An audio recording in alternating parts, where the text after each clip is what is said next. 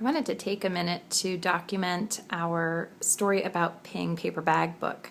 I think it's a really cool way that the kids have been able to showcase their learning for this row, and I probably should have had them explain it, but they're napping and I'm going to put this post up, so I'm doing it myself.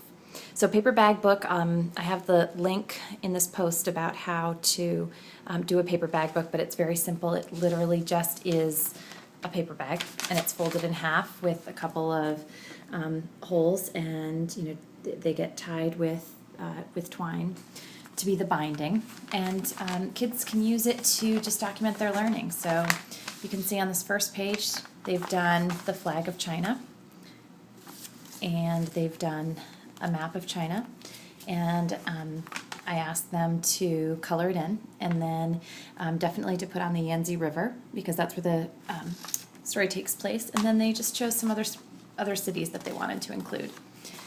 We talked about habitats, and this was a great printable, and another great one from Homeschool Share.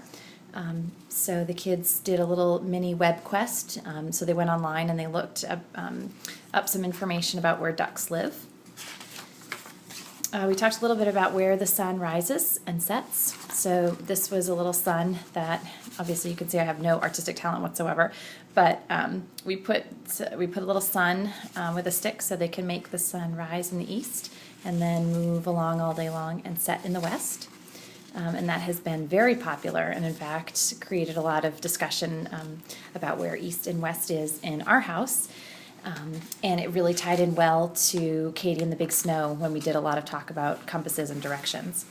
And then the last two things were just, I put in the science bit, prediction, sinking, and floating, as a little remembrance. And I also put in their math work this week when we were working on counting numbers. We counted out how many cousins and brothers and sisters and aunts and uncles and all that good stuff that Ping had in this book. So that's, it's a nice keepsake, and it's a great way. I have found that the kids will go back to it. I keep it on the bookshelf, and the kids keep going back to it throughout the week.